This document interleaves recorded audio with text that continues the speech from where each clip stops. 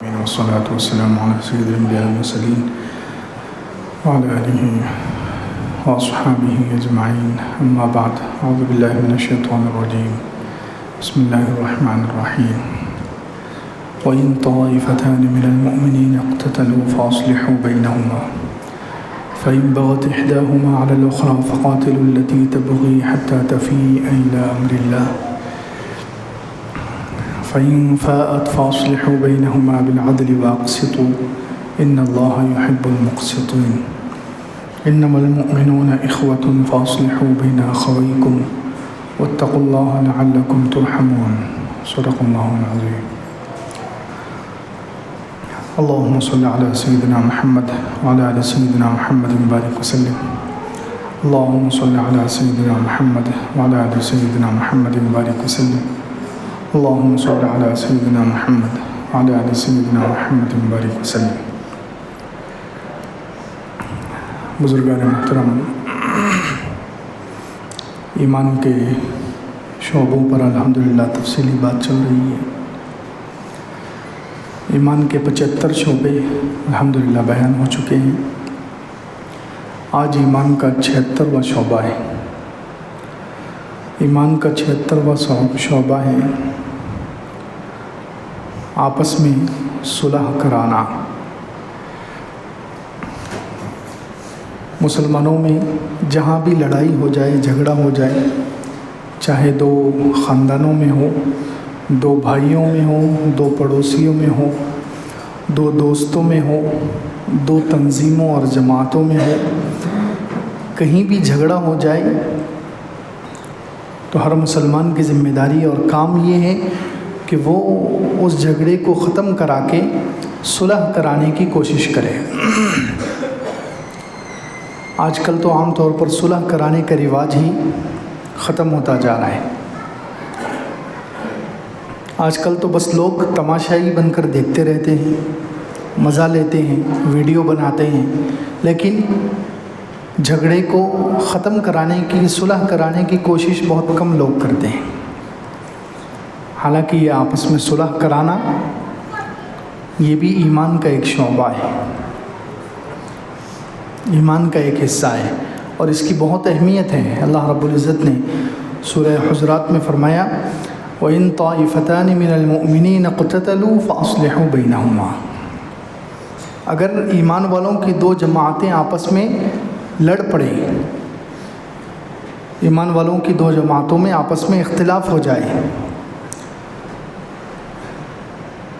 اب دیکھیں یہاں سب سے پہلی بات تو یہ ہے کہ اللہ تعالیٰ نے ایمان والوں کی جماعت، ایمان والوں کا لفظ استعمال کیا ہے، جس سے یہ سمجھ میں آتا ہے کہ ایمان والوں میں بھی آپس میں لڑائیاں ہو سکتی ہیں، ایمان والی دو جماعتوں میں اختلاف ہو سکتا ہے، جھگڑا اور لڑائی ہو سکتی ہے.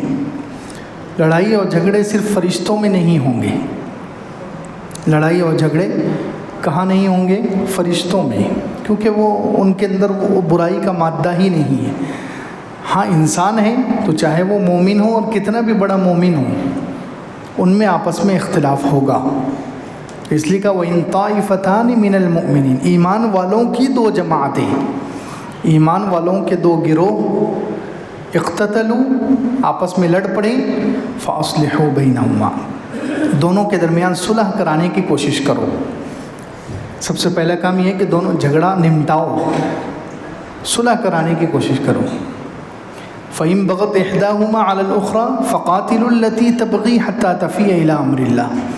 اب یہ صلح کرانا، آپس میں دوستی کرانا اور دلوں سے نفرت ختم کرنا کتنا ضروری ہے کہ اللہ رب العزت فرما رہے ہیں کہ اگر اس کے لیے تمہیں لڑائی کرنی پڑے تو لڑائی کر کے زبردستی ان لوگوں کو اس پر مجبور کرو. اگر صلح پر دو جماعتیں لڑ رہی ہیں، ان میں سے ایک جماعت آپ صلح کرنے کے لیے پہنچ گئے، صلح کرنے والے لوگ وہاں پہنچ گئے صلح کرانے کے لیے، لیکن ایک جماعت ان میں سے مان نہیں رہی ہے. ایک جماعت تو آمادہ ہو گئی، تیار ہو گئی صلح کرنے پر، ایک جماعت مان نہیں رہی ہے. تو اللہ تعالیٰ نے فرمایا کہ ان سے لڑو اور لڑ کر ان کو ماننے پر مجبور کرو. اللہ اکبر. اندازہ لگائیں صلح کرانا کتنا ضروری ہے. فَإِن بَغَتْ إِحْدَاهُمَا عَلَى الْأُخْرَى فَقَاتِلُوا الَّتِي تَبْغِي حَتَّى تَفِيَّ إِلَىٰ أَمْرِ اللَّهِ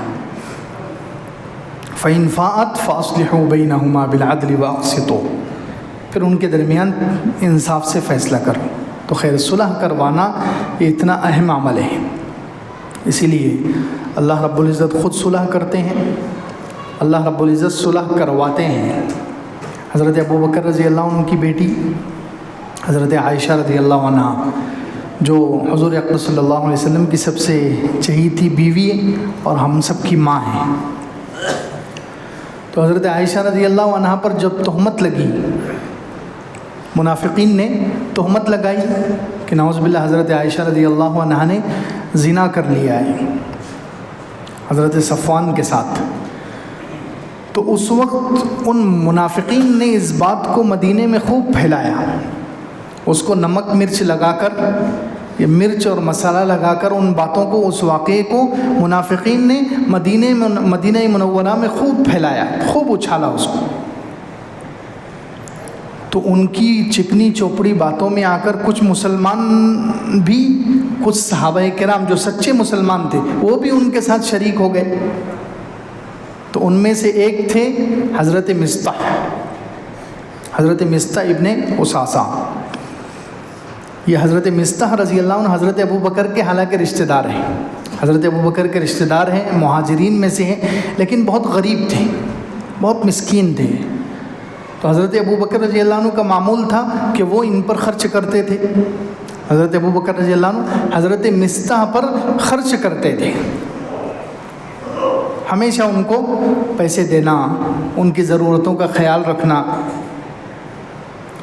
اب جب یہ حضرت عائشہ رضی اللہ عنہ پر تہمت لگائی گئی اور اس کو خوب اچھالا گیا، تو کچھ مسلمان بھی اس میں شریک ہو گئے، ان میں یہ حضرت مصطح بھی تھے، حضرت ابو بکر کے رشتہ دار جن پر حضرت ابو بکر خرچ کرتے تھے، انہوں نے بھی کچھ بول دیا، حضرت عائشہ رضی اللہ عنہ کی شان میں کچھ گستاخی کی باتیں کر دی، انہوں نے بھی کچھ اس کو پھیلا دیا۔ بعد میں اللہ رب العزت نے پھر قرآن میں حضرت عائشہ رضی اللہ عنہ کے پاک دامن ہونے کی گواہی اتاری، اللہ تعالیٰ نے خود 2 رکوع اتارے جس میں حضرت عائشہ رضی اللہ عنہ کے پاک دامن ہونے کی گواہی اللہ رب العزت نے خود دی ہے۔ تو خیر اسی میں اللہ رب العزت نے 2 رکوع میں یہ آیت بھی اتاری، حضرت ابو بکر رضی اللہ عنہ کیونکہ اپنے رشتہ دار مصطح سے ناراض ہو گئے تھے کہ یہ وہ شخص ہے جس پر میں خرچ کرتا ہوں، میں اس کو مال دیتا ہوں، میں اس کی غریبی میں مدد کرتا ہوں، اور یہ میری بیٹی پر الزام لگانے میں آگے ہے۔ انسان کو غصہ آئے گا نا اس بات پر کہ میں تو اس پر خرچ کرتا ہوں، میرا رشتہ دار بھی ہے، اور پھر یہ میری بیٹی پر الزام بھی لگا رہا ہے۔ تو حضرت ابو بکر رضی اللہ عنہ کو غصہ آ گیا اس بات پر، جب یہ برات اتری تو حضرت ابو بکر رضی اللہ عنہ کو غصہ آ گیا، اور حضرت ابو بکر رضی اللہ عنہ نے قسم کھا لی، حضرت ابو بکر نے قسم کھا لی کہ آئندہ میں کبھی بھی مصطح پر خرچ نہیں کروں گا۔ حضرت ابو بکر رضی اللہ عنہ نے اللہ کی قسم کھا لی کہ آئندہ میں کبھی بھی مصطح پر خرچ نہیں کروں گا، بن ہاتھ تو روک لوں گا اس سے۔ تو اللہ رب العزت نے صلح کروائی، اور اللہ رب العزت نے حضرت ابو بکر سے کہا وَلَا يَأْتَلِ أُولُو الْفَضْلِ مِنْكُمْ وَالسَّعَةِ أَنْ يُؤْتُوا أُولِي الْقُرْبَى وَالْمَسَاكِينَ وَالْمُهَاجِرِينَ فِي سَبِيلِ اللَّهِ وَلْيَعْفُوا وَلْيَصْفَحُوا أَلَا تُحِبُّونَ أَنْ يَغْفِرَ اللَّهُ لَكُمْ۔ یہ سورہ نور کی آیت ہے 18ویں پارے کی، کہ اللہ تعالیٰ نے حضرت ابو بکر سے کہا کہ تم میں سے جو فضیلت والے ہیں، اہل فضل، اللہ اکبر، حضرت ابو بکر رضی اللہ عنہ کی شان دیکھیں، حضرت ابو بکر رضی اللہ عنہ کا مقام دیکھیں کہ ان کو فضیلت والا اور بزرگی والا اللہ تعالیٰ کہہ رہا ہے۔ کوئی انسان کہے کسی کو کہ آپ بہت بزرگ ہستی ہیں، آپ بہت نیک ہیں، آپ بہت فضیلت والے ہیں، تو انسان کی بات کا اتنا اعتبار نہیں کیا جاتا، انسان اندر کے حالات نہیں جانتا، دل میں کیا ہے، انسان پوشیدہ زندگی کو نہیں جانتا کہ یہ شخص میرے سامنے تو اتنے اچھے اعمال کر رہا ہے، اتنے اچھے کام کر رہا ہے، لیکن گھر میں جا کر پتہ نہیں کیا کرتا ہے، اندھیرے میں کیا کرتا ہے، دیواروں کے پیچھے کیا کرتا ہے۔ تو انسان کو تو پوری معلومات نہیں ہوتی، اس لیے انسان کسی پر حکم لگائے تو وہ اتنی فضیلت کی بات نہیں ہے. اللہ رب العزت جو ہر چھپی ہوئی چیز کو جانتا ہے، جو دلوں کے راز اور بھید جانتا ہے، اللہ رب العزت حضرت ابو بکر سے کہہ رہے ہیں اہل الفضل ولا یأتل اولو الفضل، تم میں سے جو فضیلت والے ہیں، بزرگی والے لوگ ہیں، وہ قسم نہ کھائیں کہ آئندہ وہ خرچ نہیں کریں گے مسکینوں پر، رشتہ داروں پر، غریبوں پر. وَلْيَعْفُوا وَلْيَصْفَحُوا، تمہیں چاہیے کہ تم انہیں معاف کر دو، درگزر کرو. کیا تم نہیں چاہتے اللہ تمہیں معاف کرے؟ الا تحبون ان یغفر اللہ لکم. اس کے بعد حضرت ابو بکر رضی اللہ عنہ نے قسم کا کفارہ دیا اور ان پر دوبارہ خرچ کرنا شروع کر دیا. تو خیر بات چل رہی ہے کہ صلح کرانا، دلوں میں جو نفرت پیدا ہو چکی ہے اس کو دور کرانا کتنا بڑا عمل ہے کہ اللہ رب العزت نے خود یہ کیا ہے. حضرت ابوبکر اور حضرت مصطح میں آپ دلوں میں براس آ گئی، دلوں میں کچھ دشمنی پیدا ہو گئی، تو اللہ رب العزت نے صلح کروائی قرآن کی آیت اتار کر. اللہ رب العزت نے صلح کروائی قرآن کی آیت اتار کر. اس لیے صلح کرانا یہ بہت بڑا عمل ہے. اللہ کے رسول صلی اللہ علیہ وسلم نے کتنی مرتبہ لوگوں کے درمیان صلح کی کوشش کی ہے اور کیسی کوشش کی ہے. اللہ کے رسول صلی اللہ علیہ وسلم کے زمانے میں اس نبوت ملنے سے 5 سال پہلے سب سے پہلا تو یہ واقعہ ہے صلح کرانے کا. حضور اقدس صلی اللہ علیہ وسلم کی زندگی میں سب سے پہلا واقعہ صلح کرانے کا یہ ہے کہ نبوت ملنے سے 5 سال پہلے جب اللہ کے رسول صلی اللہ علیہ وسلم کی عمر مبارک 35 سال تھی، اس وقت مکہ مکرمہ میں ایک سیلاب آیا، بارش زیادہ ہو گئی، جس کی وجہ سے اللہ کا جو گھر ہے کعبۃ اللہ اس کا کچھ حصہ گر گیا سیلاب کی وجہ سے.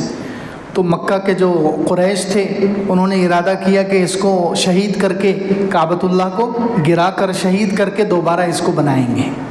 تو اب جب انہوں نے دوبارہ تعبیر کر لیا، اب حجر اسود جو اس کا حجر اسود جو ایک خاص پتھر ہے جس کو چومنے کا حکم ہے اور جس کے پاس دعا قبول ہوتی ہے، تو اس کو رکھنے کا موقع آیا.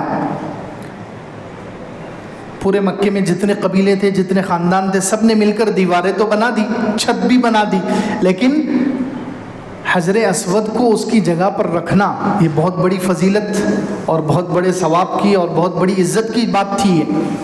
تو اب اس میں مکے والوں میں اختلاف ہو گیا، سارے قبیلے آپس میں لڑنے کے لیے تیار ہو گئے، سارے قبیلے آپس میں لڑنے کے لیے تیار ہوئے، یہ کام ہم کریں گے، یہ بہت بڑا کام ہے، بہت فضیلت کا کام ہے حجر اسود کو اس کی جگہ پر اٹھا کر رکھنا. تو ہر قبیلے والا کہہ رہے ہیں ہم کریں گے، یہ ہمارا قبیلہ یہ کام کرے گا. اختلاف ہو گیا، جھگڑا، تلواریں نکل گئی، خون خرابے تک بات پہنچ گئی. پھر بعد میں کسی نے رائے دی کہ ایسا کرو، کل صبح دیکھیں گے جو کعبۃ اللہ میں سب سے پہلے داخل ہوگا حرم میں، تو وہ ہمارے اس کا فیصلہ کرے گا، ہمارے اس جھگڑے کا، اس تنازع کا فیصلہ کرے گا.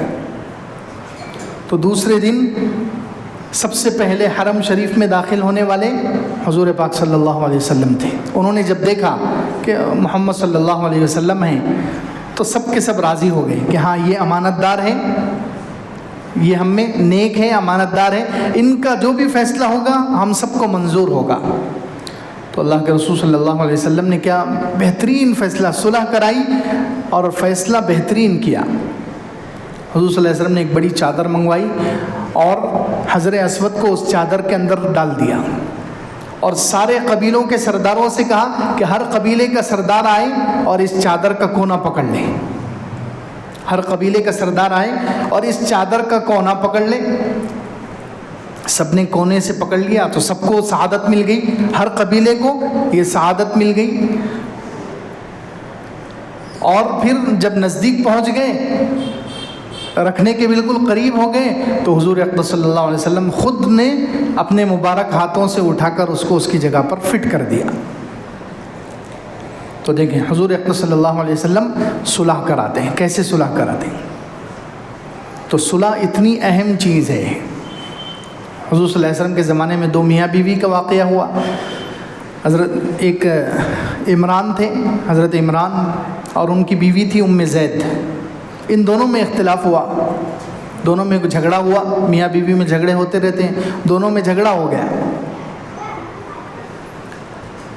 اب بیوی نے جھگڑے کے بعد بیوی نے شوہر سے کہا کہ میں کچھ دنوں کے لیے اپنے گھر جانا چاہتی ہوں، میکے جانا چاہتی ہوں۔ تو حضرت عمران جو تھے شوہر، انہوں نے کہا کہ نہیں، میں تمہیں جانے نہیں دوں گا تمہارے گھر پر، کیونکہ لڑائی ہوئی تھی، جھگڑا ہوا تھا، اس لیے انہوں نے کہا میں تمہیں تمہارے گھر پر جانے نہیں دوں گا۔ اور وہ نکل کر چلے گئے اور گھر کو تالا لگا کر چلے گئے۔ حضرت عمران جو تھے انہوں نے بیوی کو اندر ہی بند کر دیا، باہر سے تالا لگا کر چلے گئے۔ اب بیوی نے کسی ذریعے سے اپنے گھر والوں تک اطلاع پہنچا دی کہ میرے شوہر نے میرے ساتھ یہ کیا ہے، ہم دونوں کی لڑائی ہوئی، جھگڑا ہوا اور وہ مجھے بند کر کے چلے گئے۔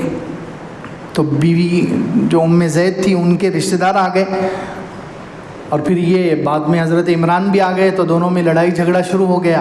حضور اقدس صلی اللہ علیہ وسلم کو معلوم ہوا تو حضور صلی اللہ علیہ وسلم فوراً اس جگہ تشریف لائے اور صلح کرائی دونوں میاں بیوی میں۔ اس وقت اللہ تعالیٰ نے قرآن پاک کی آیتیں اتاری، وَإِنْ خِفْتُمْ شِقَاقَ بَيْنِهِمَا فَابْعَثُوا حَكَمًا مِّنْ أَهْلِهِ وَحَكَمًا مِّنْ أَهْلِهَا إِنْ يُرِيدَا إِصْلَاحًا يُوَفِّقِ اللَّهُ بَيْنَهُمَا، کہ اگر دونوں میاں بیوی میں جھگڑے کا ڈر ہو تو دونوں طرف سے ایک ایک حکم بنا لو، ایک ایک جج، ایک ایک فیصل بنا لو، کمیٹی بٹھاؤ، میٹنگ بٹھاؤ، شوہر کی طرف سے ایک، بیوی کی طرف سے ایک، دونوں حکم بن جائیں۔ ان یریدا اصلاحا، اگر ان کی اصلاح کی نیت ہوگی، یوفق اللہ بینہما، اللہ ان دونوں کے دلوں میں محبت دوبارہ پیدا کر دیں گے۔ تو دیکھیے حضور اقدس صلی اللہ علیہ وسلم نے یہاں بھی صلح کروائی۔ اسی طرح ایک یہودی تھا شماس ابن قیس، ایک یہودی، بہت کٹر یہودی اور اسلام کا بہت سخت دشمن، حضور اقدس صلی اللہ علیہ وسلم سے اور صحابہ کرام سے اس کو بہت سخت نفرت تھی۔ ایک مرتبہ وہ گزر رہا تھا مدینہ منورہ میں، انصار کے دو قبیلے اوس اور خزرج، انصار میں یہ دو قبیلے تھے اوس اور خزرج، ان دونوں کی پہلے جاہلیت میں، اسلام لانے سے پہلے یہ دونوں قبیلوں میں بہت لڑائیاں ہوتی تھیں اور کئی سال تک ان کی لڑائیاں چلتی تھیں، لیکن اب اسلام کی برکت سے، حضور اقدس صلی اللہ علیہ وسلم کی برکت سے اور اللہ کے فضل سے ان میں ایسی صلح ہو گئی، ان میں ایسی محبت پیدا ہو گئی کہ جو سگے بھائیوں میں بھی نہیں ہوتی، اتنی محبت، اتنا یہ آپس میں شیر و شکر ہو گئے، آپس میں دوست اور آپس میں بھائی بن گئے۔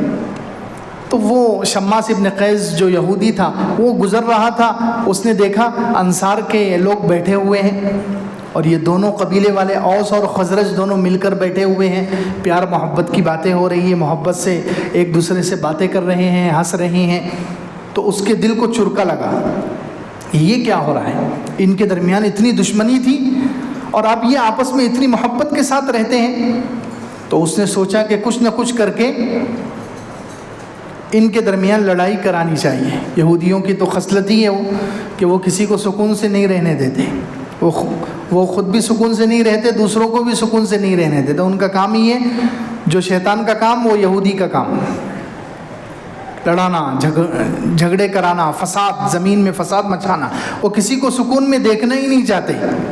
یہودی ایسی قوم ہے، مغضوب علیہم، اللہ کا ان پر غضب ہے۔ تو اس نے جب دیکھا کہ یہ آپس میں اتنی محبت سے رہتے ہیں تو اسے رہا نہ گیا، وہ بہت پریشان ہو گیا۔ اس نے سوچا کہ ان کے درمیان لڑائی کرانی چاہیے، تو وہ گیا۔ ایک نوجوان یہودی تھا جو بہت اچھے اشعار پڑھتا تھا، اشعار بہت سارے یاد تھے، اس کے پاس گیا اور اس سے کہا کہ دیکھو یہ سب انصار بیٹھے ہوئے ہیں، تم ان کے پاس جاؤ اور اشعار پڑھو۔ پہلے زمانہ جاہلیت میں جو ان میں آپس میں لڑائی ہوتی تھی اور انہوں نے جو اشعار کہے ہیں ان اشعار کو پڑھو اور ان کو یاد دلاؤ۔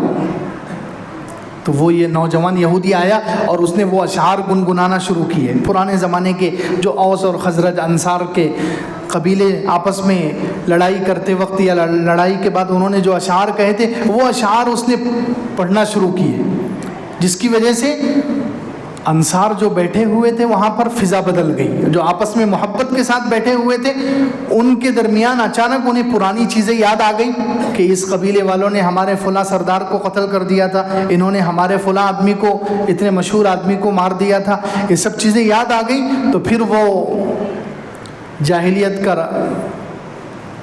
رنگ ظاہر ہو گیا، شیطان نے کام کر دیا۔ تو آپس میں پہلے بات چیت ہوئی، آپس میں پہلے بول چال ہوئی، ایک دوسرے سے آوازیں اونچی ہوئی، ہوتے ہوتے پھر لڑائی تک بات چلی گئی، تلواریں نکلنے لگی، تلواریں نکلنے لگی۔ اللہ کے رسول صلی اللہ علیہ وسلم کو معلوم ہوا، حضور اقدس صلی اللہ علیہ وسلم فوراً پہنچے اور حضور اقدس صلی اللہ علیہ وسلم نے ان کو یاد دلایا کہ تم کون ہو؟ مسلمان ہو، اللہ تعالیٰ نے مسلمان بنایا ہے، اسلام دیا ہے، محمد صلی اللہ علیہ وسلم جیسا نبی تمہارے درمیان موجود ہے اور تم پھر لڑ رہے ہو۔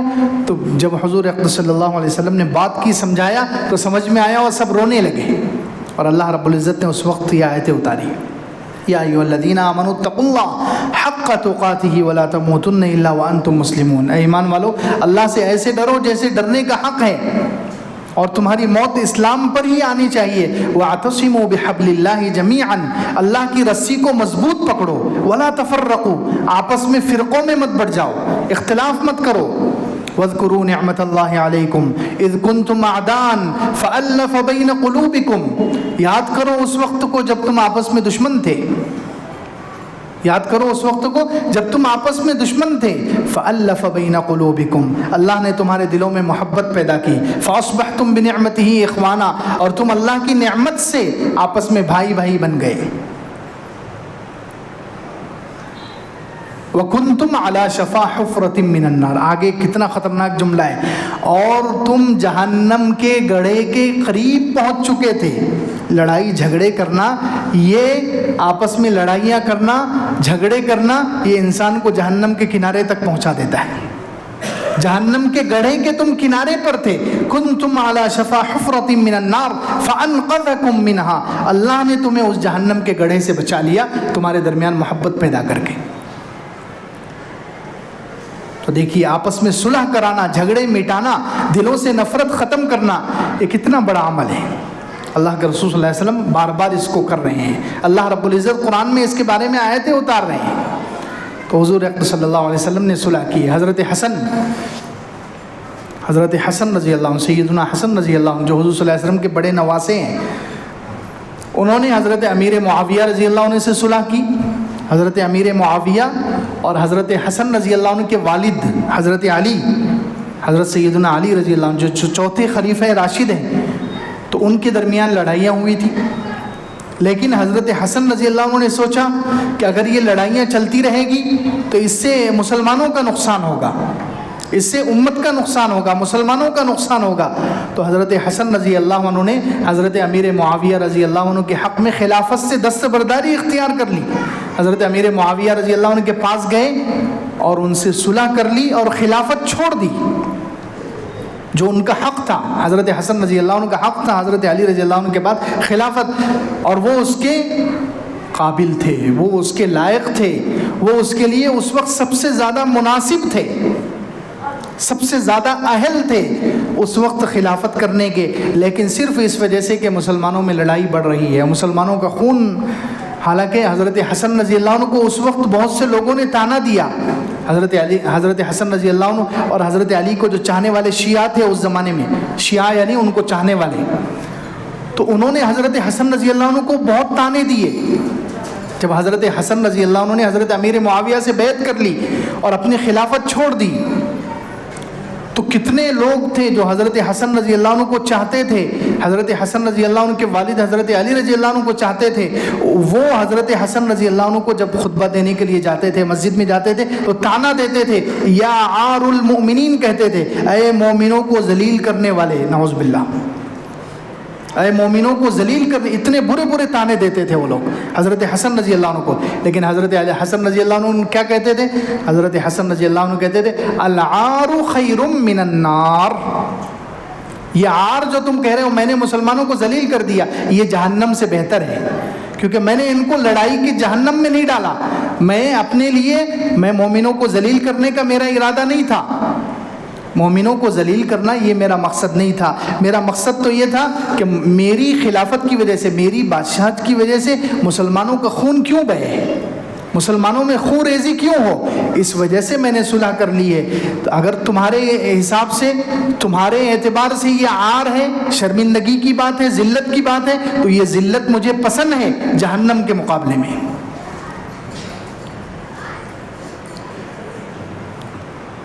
تو حضرت حسن رضی اللہ عنہ جو ہر اعتبار سے حقدار تھے, خلافت کے مستحق تھے, لیکن انہوں نے صلح کر لی. تو صلح بہت اہم چیز ہے. جہاں لڑائی ہو آپس میں صلح کرانا یہ بہت اہم کام ہے. اللہ کے رسول صلی اللہ علیہ وسلم کتنے اہتمام سے اس کو کرتے تھے, اللہ کے رسول صلی اللہ علیہ وسلم کتنے اہتمام سے اس کو کیا ہے, کہاں کہاں کیا ہے. حضور صلی اللہ علیہ وسلم کی زندگی میں مدینہ منورہ میں رہتے ہوئے صرف ایک ہی مرتبہ حضور صلی اللہ علیہ وسلم کی رکعت چھوٹی ہے نماز میں. مدینہ منورہ کی 10 سال کی زندگی میں حضور صلی اللہ علیہ وسلم ایک ہی مرتبہ مسبوق بنے, یعنی آپ کی فرض نماز کی رکعت چھوٹ گئی. کب چھوٹی ہے وہ؟ مدینہ منورہ میں قباء میں ایک قبیلہ تھا, بنو عمرو ابن عوف. قباء میں ایک قبیلہ, ایک خاندان تھا بنو عمرو ابن عوف. حضور صلی اللہ علیہ وسلم کو اطلاع ملی کہ ان میں آپس میں کچھ جھگڑا ہو گیا, ان میں آپس میں کچھ اختلاف ہو گیا اور بات بڑھ گئی ہے.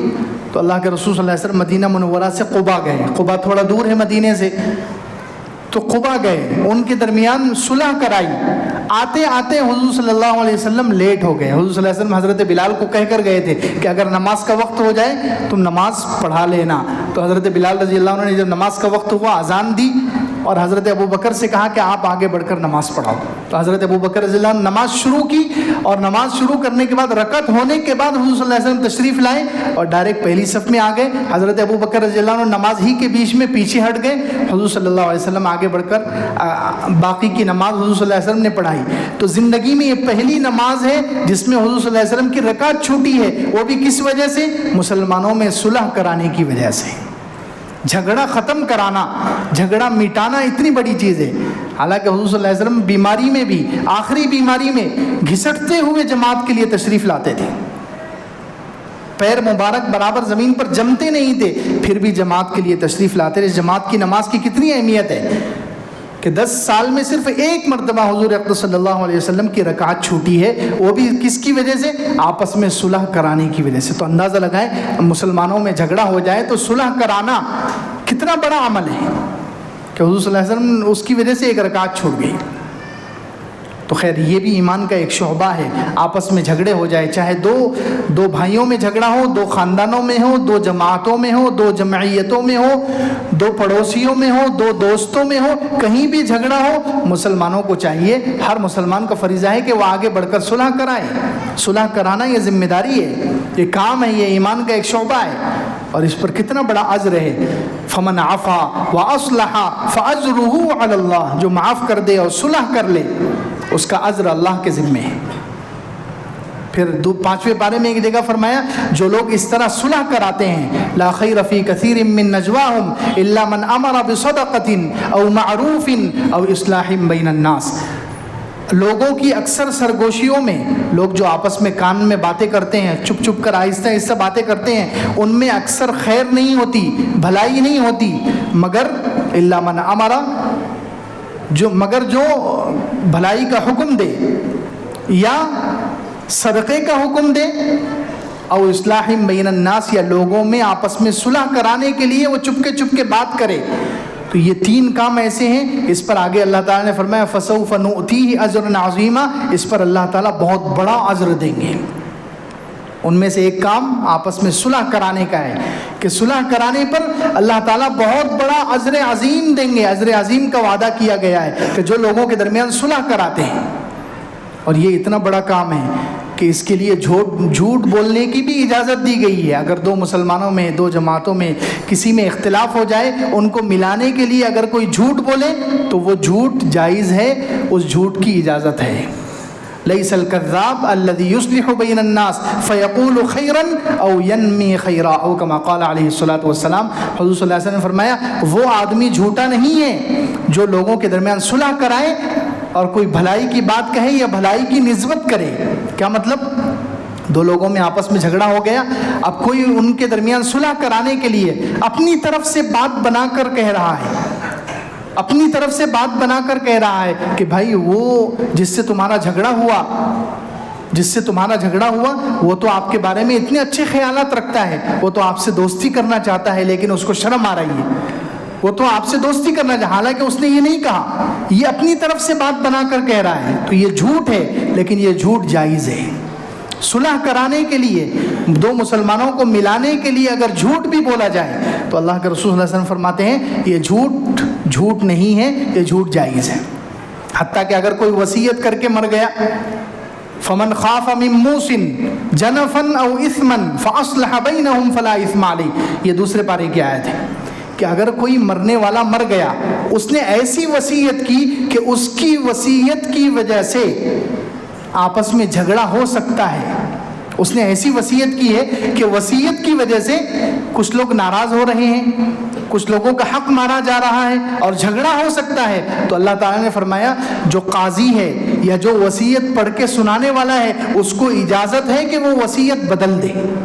اللہ اکبر، وصیت بدلنے کی اجازت ہے کہ وہ مرنے والا جو وصیت کر کے گیا ہے، لیکن وہ ایسی وصیت ہے کہ جو وصیت سنانے والا ہے اس کو لگ رہا ہے کہ اگر میں یہ اس نے جیسی وصیت لکھی ہے ہو بہو اگر میں ویسے ہی سناؤں گا تو اس سے اختلاف ہو جائے گا، جھگڑا ہو جائے گا، تو ان میں صلح کرانے کے لیے، جھگڑا مٹانے کے لیے اللہ تعالیٰ نے کہا ہے کہ یہ وصیت بدل سکتا ہے۔ اس کو وصیت بدلنا، حالانکہ یہ جھوٹ ہے لیکن اس کو اس کا گناہ نہیں ہوگا۔ تو آپس میں صلح کرانا دیکھیے کتنا اہم کام ہے، کتنی بڑی فضیلت کی چیز ہے کہ اس کے لیے جھوٹ کو تک جائز کر دیا گیا، اس پر اتنا بڑا اجر عظیم کا ثواب رکھا گیا ہے، اور اللہ کے رسول صلی اللہ علیہ وسلم نے خود یہ عمل کیا ہے اور کئی مرتبہ زندگی میں کیا ہے اور صحابہ کرام نے کیا ہے۔ تو اس لیے آپس میں صلح کرانا چاہیے۔ خاموش تماشا آج کل رواج بن چکا ہے، لڑائی جھگڑے ہو رہے ہیں تو یا تو ویڈیو بنائیں گے یا تماشائی بن جائیں گے، دیکھیں گے اور نظر انداز کر کے گزر جائیں گے۔ دیکھتے ہیں گھر میں خاندان میں کچھ بڑے ہوتے ہیں، ان کو معلوم ہے کہ ہمارے خاندان میں فلاں دو لوگوں میں سالوں سے دشمنی ہے، یہ بڑے ذمہ دار اگر چاہیں تو ان کے درمیان صلح کرا سکتے ہیں، لیکن یہ آگے ہی نہیں بڑھتے، حالانکہ کتنا بڑا ثواب کا کام ہے یہ۔ ایک حدیث میں اللہ کے رسول صلی اللہ علیہ وسلم نے فرمایا کیا میں تمہیں ایسا عمل نہ بتاؤں جو نفل نماز، نفل روزے، نفل صدقے سے بڑھ کر ہے؟ نفل نماز، نفل روزے اور نفل صدقے سے بڑھ کر ہے، وہ کیا ہے؟ اصلاح ذات البین، آپس میں اصلاح کرانا، جھگڑے ختم کرانا، دلوں سے نفرت ختم کرانا، یہ اتنا بڑا کام ہے کہ نفل روزے، نفل صدقے اور نفل نماز سے افضل ہے۔ تو اس لیے آپس میں صلح کرانا، جہاں جھگڑا محسوس ہو، معلوم ہو کہ دو پڑوسیوں میں جھگڑا ہو گیا ہے، دو دوستوں میں جھگڑا ہو گیا ہے، دو رشتہ داروں میں جھگڑا ہو گیا ہے، دو جماعتوں میں، جمعیتوں میں، تنظیموں میں جھگڑا ہو گیا ہے، معلوم ہو تو ہر مسلمان کو فرض ادا کرنا چاہیے اور صلح کرانے کی کوشش کرنی چاہیے۔ اللہ تعالی ہم سب کو عمل کی توفیق عطا فرمائے، آمین۔ وآخر دعوانا الحمدللہ۔